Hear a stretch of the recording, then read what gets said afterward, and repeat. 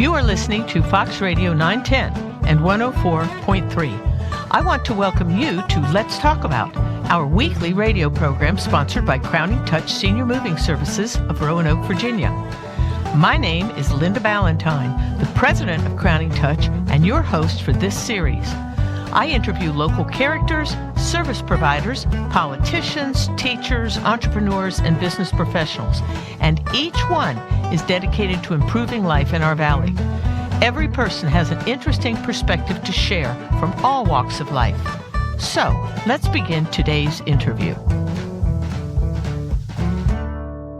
Well, Chris, I want to welcome you today. Thank you so much. I'm speaking with Chris Moore. He was with us last week, and we were talking about his new book coming out in 2026 called Age Out Loud, Life Doesn't Have a Mute Button. And it was so much great information, and I think he's so on target and so focused with just everything he's going to share with us today that I invited him back. So let's dive deep, because it was fun. Today we're going to talk about the 10 pillars of ageless vitality. You're going to inspire everybody? Is that what's going to happen? Yes. It's not 10, it's 7 pillars. Well, you know, maybe there's 3 more that I haven't discovered yet. I'm going to keep that door open.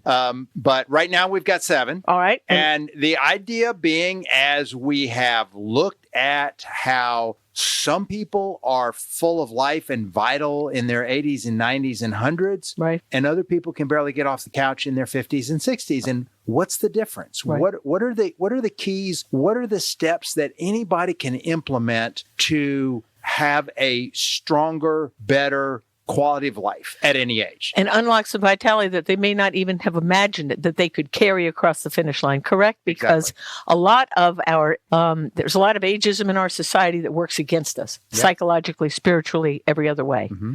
And so that's one thing I found so inspirational about this particular chapter in your book. So lead on. Well, we talk about expectation, and if you expect that you're going to get weaker and sicker and slower and dumber as you get older, then you probably will. Right. Henry Ford said, if you think you can or you think you can't, you're right.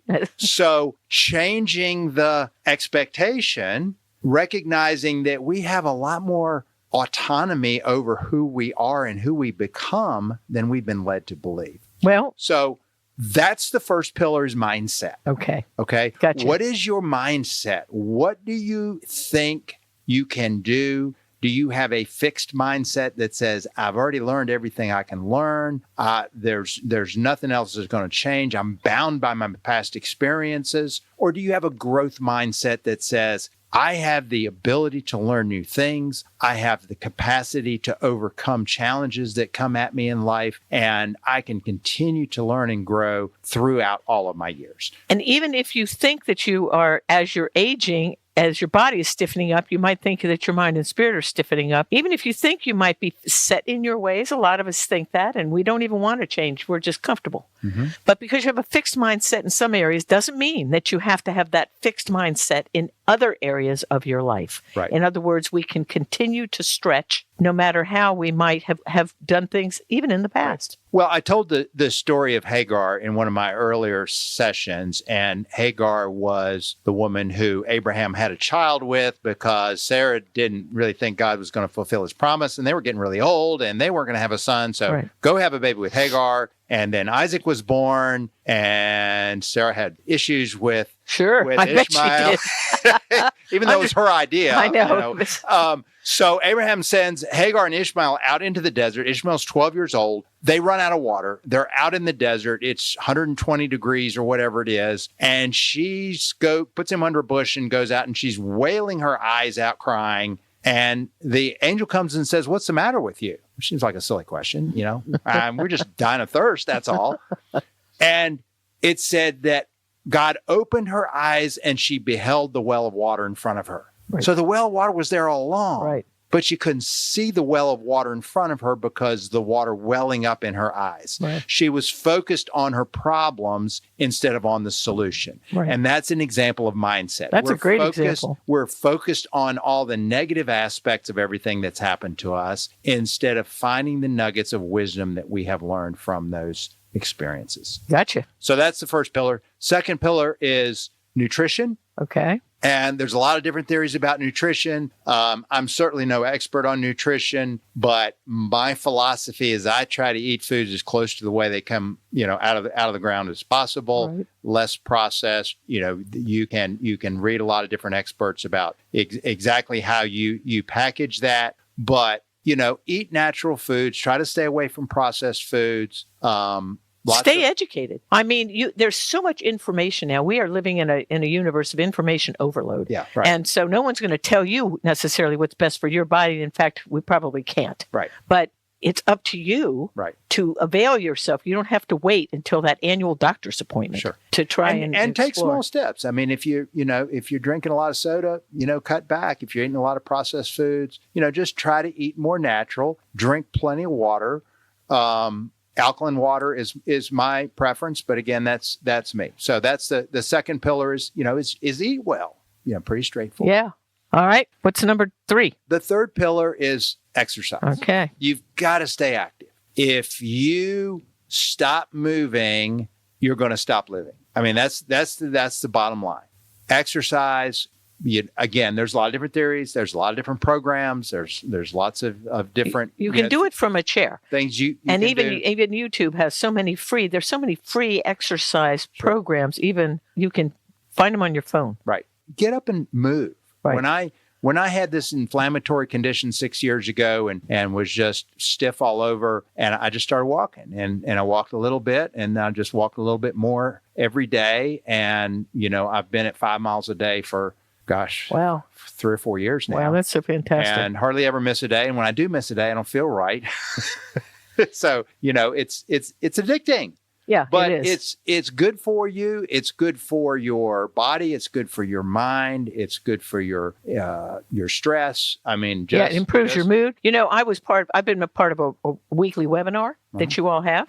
And one of the things that you mentioned last week, and I didn't even know this, is that you can grow new brain cells. Oh, absolutely. I know, but I didn't know. Yeah. I didn't know. And so what you're saying is any type of body movement helps, improve your memory and your learning ability at the same time. And your muscle and your balance and, all that stuff that it keeps you, especially if you want to continue living by yourself. Yeah. Or living independently, even if you've got a spouse. Right. You're still living independently. Right. You want to be more of a help to them.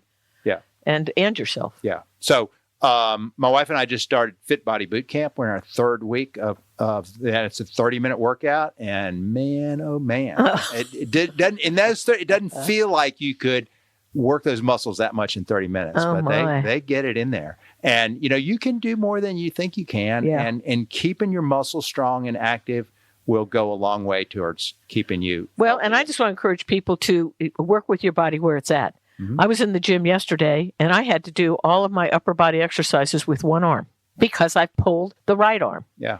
And it hurts. So if it's really hurting, then you don't necessarily want to exercise that part of your body because you want to rest it so it heals. But I just want to encourage people, go on in there, whether it's your gym or your living room floor, or whatever it is, and find the parts of the body that you can exercise, move, and don't let them deteriorate because there are a couple of other ornery body parts holding you back. Exactly. Start where you are and be consistent, and you will improve over time. Yeah. So number 4 is sleep. Getting a good night's sleep is really important. Sleep deprivation causes all kinds of issues. Ask any brand new mother. And sleep is a little more elusive than the others we've mentioned so far. I mean, there are specific things, more concrete things. If you want to get more exercise, you can say, okay, I'm going to start walking. If you're laying in bed and you can't fall asleep because your mind's racing, that's a little. You can't just try harder to go to sleep because you.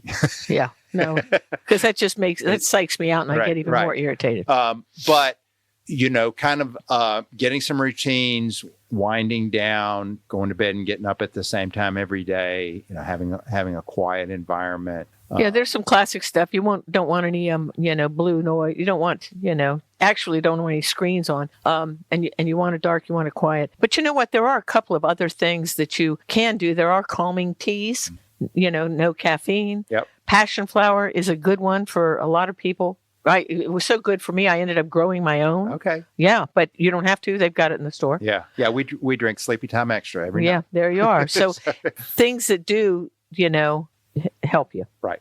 Right. And just intentionally kind of winding down, Right.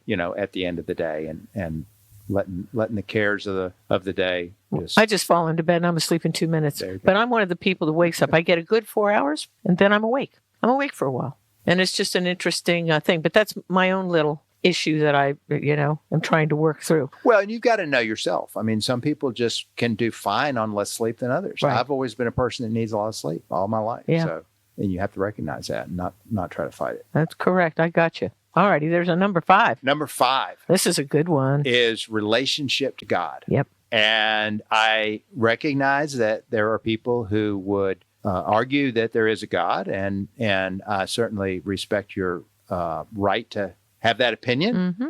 I personally cannot imagine how anyone could look around at the creation of this world and think that it happened by accident, but that's just me. Especially the more they find out, the farther the telescope reaches, Exactly. it's even more mind-boggling. Exactly. So, but to me, it's just foundational that, there's a God who created me and I'm not him.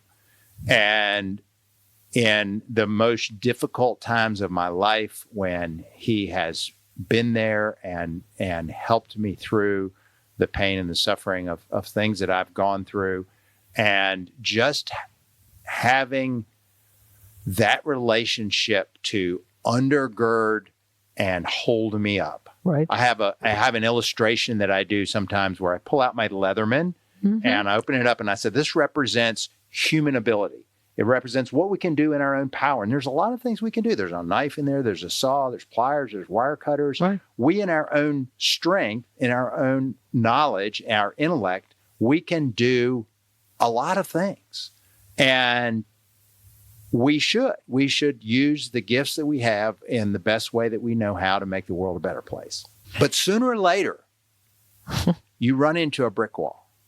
Sooner or later, you run into something in your life that is bigger than all of your abilities and all of your talents and all of your knowledge. There's not a thing you can do about it. Right. Pretty paralyzing. When my wife was diagnosed with lung cancer was one of those times.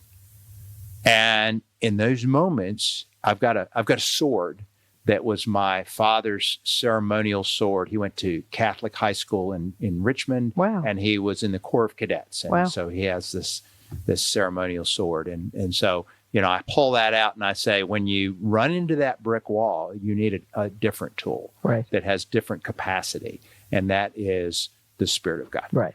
And it's not something that until someone reaches that brick wall for themselves can necessarily accept or understand. But I would very much encourage everybody to seek that relationship, to humble yourself and recognize that you don't have all the answers. And, if you're not ready to do that, just open your eyes and look around. Right. And ask God. That's right. Ask God to show himself to you. I love this C.S. Lewis quote when C.S. Lewis was an atheist. And what he said was, like every good atheist, I knew that God did not exist. At the same time, I was very angry with God for not existing. And they say there's no atheists in foxholes. Yeah, that's right. Because you have, at that point, you've hit that brick wall. And so, but if this is something that does not resonate with you, just open your eyes and look around. So, you made another point in your webinar, which I remember, which was we are created in the image of God. That's what God tells us. And that means we're wired to create things ourselves. Mm-hmm. So it allows you to participate in almost the mainstream event, action of creativity. Mm-hmm. If you think that you are truly wired to do that, then there really is no end to your ability, despite however you think you might be dialing your life down and back as you get older. That's, that you have every right to age out loud because you have this creative spirit. And that's one of the problems with traditional retirement is we are wired to create things, and then we retire, and then we've been told all our life that, you get to just relax and have a good time. And after a couple of weeks of just relaxing, you start to get bored and you feel unfulfilled and you're like, what do I do now? And, there's plenty of people that have a laundry list of things they want to do and they jump right in and they love it. Right. But for the people who really don't, who think they're just going to put their feet up and sit there, it gets really uncomfortable. Well, being creative is what gives us the greatest joy. It is. Giving to other people and being creative with what God has infused us with individually, because we're all different. We all have different gifts, and to exercise them and set them out on the table. Yes. And then use them as God brings you opportunity is the most exciting way to go through life. Definitely. Creating, connecting, and contributing is so. Which brings us right neatly into number 6, which is relationship with others. Okay. We were designed to be social creatures. It is very rare that you have a person who is really a hermit. You talk about hermits and people that live alone up in the mountains. And there are people that are perfectly comfortable with that, but there's very, very few. Right. Most of us need others. We need companionship. We need relationship. We need people to bounce off ideas off of. We need a life companion. We need someone to share our life with, because that's what makes it worthwhile. And didn't you say before that loneliness, there's some sort of clinical trial that said that it has the same mortality risk as smoking 15 cigarettes a day, or heavy drinking. Yeah. So if you fall down into that pit, it's going to have some real bad effects on you. Yeah. Yeah. And, we can look at divorce statistics, and we can look at the epidemic of loneliness across all ages. But in order to have a good marriage, in order to have a good relationship, you have to kind of put yourself in the back seat. You have to put the other person first. Mm-hmm. If you're going to have a sustained, healthy, long-term relationship. And that's kind of against our human nature. Right. We want to be selfish. We want you to take care of me, and then I might think about taking care of you. But that's not a very good formula for a long-term, healthy system. No, it's never going to make you happy. Again, it's giving, that, it is greater to give than to receive. And it means, that means to give of yourself. Yes. Than to receive. Which is interesting, because if I look back at my life and I think of all of the people of advanced age whose eyes are bright and whose smiles are big and who are clearly full of joy, it's the people who pour themselves into their families, into their communities, into their, helping others. Right. And that's such an important key. If you want to be happy, you've got to help others. Zig Ziglar said, you can have everything you want in life as long as you help enough other people get everything they want in life. That's profound. Yeah. And the other thing is, it doesn't really matter what capacity you are functioning. Let us assume, I don't think when you're saying age out loud, life doesn't have a mute button, that you are denying the fact that at some point we lose, certain abilities fall away. The point of your book is to go ahead and extend that. Don't let any negative focus drag you down. Don't let any artificial impediments that you put in your own way keep you from experiencing the fullness of your life. Right. But at the point at which my philosophy has always been, as long as you have breath in your body, you can be an encouragement to somebody. There are ways that God will use you. Mm-hmm. If you just allow yourself to be used. And I'm not talking about just people that are totally bedridden, but even those people can be used of God to be a light in somebody's life. There's a scripture in Job, it's Job 5:26, that says, he shall arrive at the grave in full vigor. Wow. Okay. Yeah. So, that's a goal to shoot for. Yeah. Right. And there are people that, of course, we think that progressive disease and chronic disease is the norm. And it is in our country for people here in their 80s and 90s, that most of them have several chronic diseases, but it doesn't have to be. We have the capacity to live much longer, much healthier, much more fulfilled, if we will be intentional about it. Gotcha. Explain the blue zone. Okay, so the blue zones, there are 5 zones, 5 areas in the world where people traditionally live much longer lives than anywhere else. It's very common to see 100-year-old people in these 5 areas. And there was... Do you have a sample? 1 or 2 of them? Okay, so Okinawa, Japan. Nicoya, Costa Rica. Isn't that interesting? Sardinia, Italy. Icaria, Greece, and I may be pronouncing some of these wrong. Right. And the fifth one is a very surprising one. What? Loma Linda, California. Oh, come on. Wow. Which... well, do we get some points for that? Because at least it's in the United States. Yeah. Well, Loma Linda is an enclave of Seventh-day Adventists. Oh, I didn't know that. That's where the Seventh-day Adventist University is. And there's... Okay. A lot of the health food, the early health food movement originated there. Yeah, Seventh-day Adventists are very, very big on eating a natural diet. And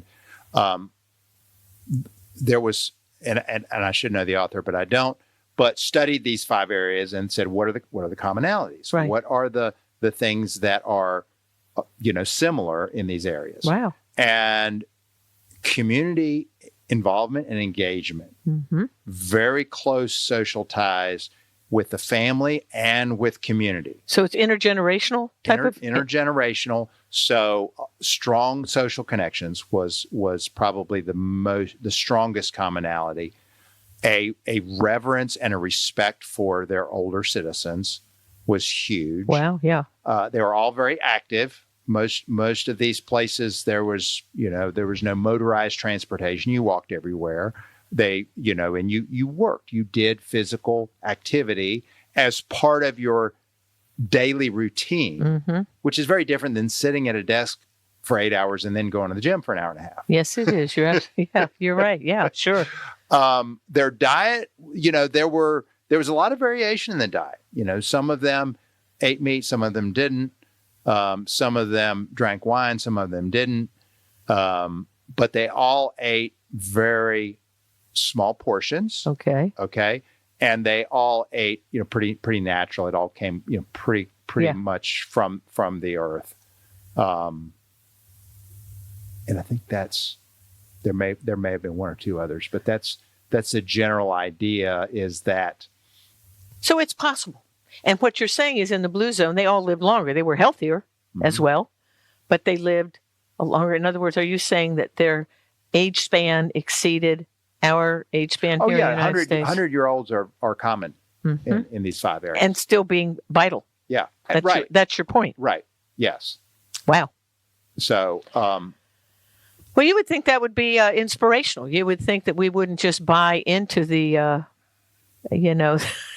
the life is getting the noose is tightening around our neck as you get older, as if, you're just going to wind up sitting there for the last 15 years of your life being disregarded and not making any contribution. Well, I think a lot of these assumptions we're unaware of them until we start to think about it. Because we don't know what we don't know. If everybody around you is, doing a certain thing, and that's all you've ever seen, that's right. One of the great benefits of travel is that you get to other parts of the country, other parts of the world, and you see people living completely different than what you've always grown up. Right. And you realize, well, maybe some of my assumptions about the way life is aren't universal. That's just the way life is where I happen to be from. Right. So I got to experience the joy of living in Highland County. I like to mention that once in a while because the example that the seniors out there set, I was out there 50 years ago for 25 years, and there were no facilities there for aging, but they wouldn't have gone anyway. Because they were out there chopping wood, feeding the chickens, going to the feed store, hauling back 100-pound bags of grain, making hay, fixing the fence. Yeah. And then they would go walk like crazy because they would hunt. So as soon as they hunted from when the first squirrel season came in until, the last spring gobbler season went out. Yeah. But they walked the mountains. And these were guys, they would even take me. And I had a hard time keeping up with 80-year-old men because they just had a steady pace but it was a great lesson for me, Right. because I watched people stay active and vibrant and wake up with their own to-do list.